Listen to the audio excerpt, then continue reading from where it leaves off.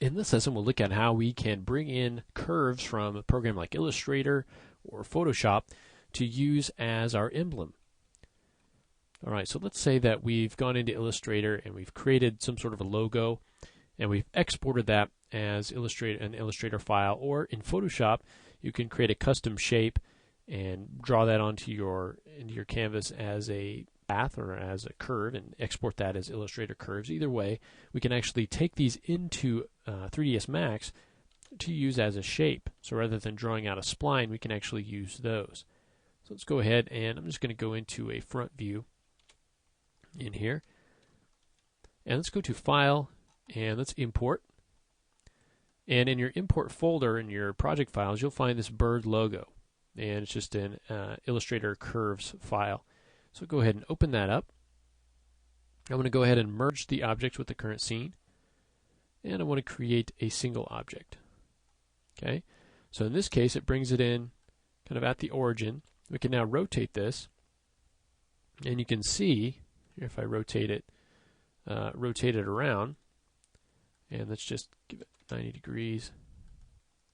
You can see that we've just got kind of a bird shape here, and it's an editable spline. The curves have been brought in as an editable spline. You can see all the vertices here. So it's actually pretty clean. You can go in and edit those if you want to. Make the beak a little bit longer. Okay, so you can treat this just like you would a spline. Okay, and again, it doesn't have any geometry to it right now.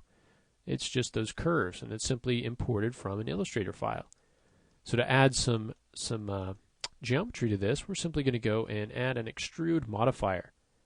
All right, so we'll go down to extrude. We'll add our extrude modifier. Let's give it a good amount there. Okay.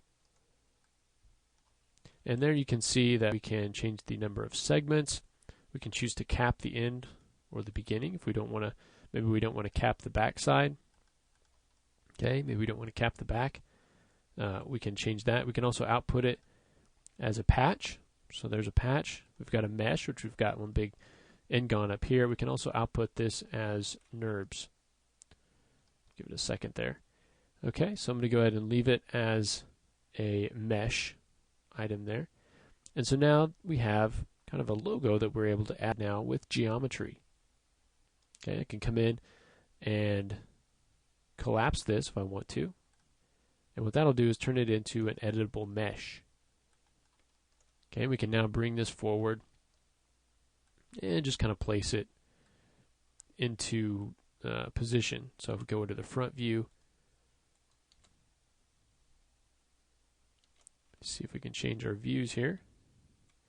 Go into the front view, zoom extents, and let's go ahead and move this sort of into the right spot here. And we'll just scale it down a bit. And we'll go back to our kind of a perspective view here. And let's go ahead and pull it out from the front. Okay, and we'll rotate it a little bit so that it's at the correct angle, and then we'll basically just sit it right on top of our grill. And we can use this in other areas too, for instance on the side of the vehicle. Okay, we can go ahead and let's say we'll shift duplicate this, make a copy, and let's say we want to kind of put it over here on the side. We can rotate this about 90 degrees here. Move it up against the side of the vehicle. And maybe scale this down a little bit.